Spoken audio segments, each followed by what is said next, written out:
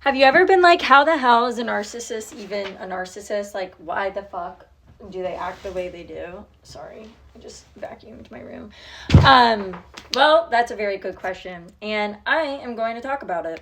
Through this theory that was created by Carl Rogers, in person-centered therapy, there is a experience and there's a self-structure. So the experience you start to experience when you're born, and your parents start to name things like, this is a shoe. So you're like, okay, neutrally, that's neutral information, that's a shoe.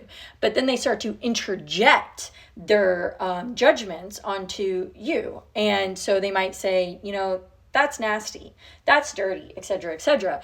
And those actually become ingrained into your self-structure, and you start to actually apply them out in the real world, and they're inherent to you. So when a parent is very conditional with their love, and they create this atmosphere like making their child feel like they have to act a certain way in order to get praise and to be accepted.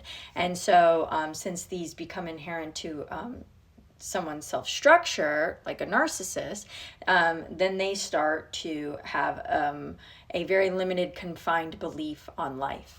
Because they now feel, I have to act a certain way and wear a mask in order to be accepted. So because they have this is what their life looks like. So you have your experience and you have your self-structure, and these two overlap.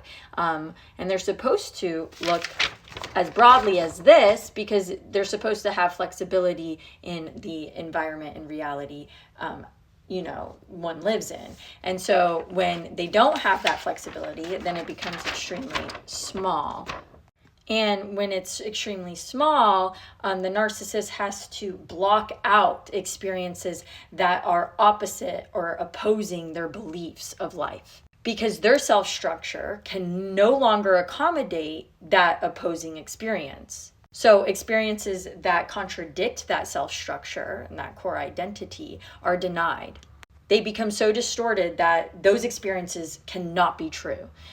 They have to hold tight onto who they are and who they believe that they are. And because the self-structure is not questionable, because it's something that has been ingrained and is now, a part of who they are at the core, you cannot apply logic to them in order to change their mind. This is why it's extremely difficult to have conversations, reasonable ones, with a narcissist, because everything